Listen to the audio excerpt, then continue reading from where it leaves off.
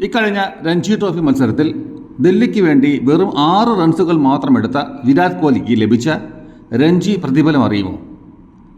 60-ലധികം ആഭ്യന്തര മത്സരങ്ങൾ കളിച്ചിട്ടുള്ള എല്ലാ താരങ്ങൾക്കും ഒരു ദിവസം 60,000 രൂപയാണ് പ്രതിഫലം. വർഷങ്ങൾക്ക് മുമ്പ് തന്നെ 60-ലധികം ആഭ്യന്തര മത്സരങ്ങൾ കളിച്ചു കഴിഞ്ഞു വിരാട് കോഹ്ലി. ഡൽഹിയുടെ ജയം ഒരു ഇന്നിങ്സിനും 19 റൺസിനുമായിരുന്നത് കൊണ്ട് തന്നെ 3 ദിവസങ്ങൾ കൊണ്ട് കളി കഴിഞ്ഞിരുന്നു.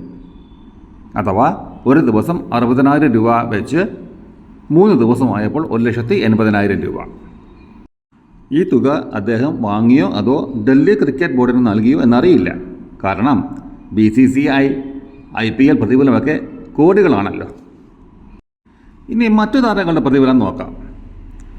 60-ൽ താഴെ ആഭ്യന്തര മത്സരങ്ങൾ കളിച്ച താരങ്ങൾക്ക് ദിവസം 50,000 രൂപയാണ് പ്രതിഫലം. ആഭ്യന്തര മത്സരങ്ങൾ കളിക്കാത്ത താരങ്ങൾക്ക് മത്സര പരിചയം അടിസ്ഥാനമാക്കി 20,000 മുതൽ 30,000 രൂപ വരെയാണ് പ്രതിദിന വേതനം.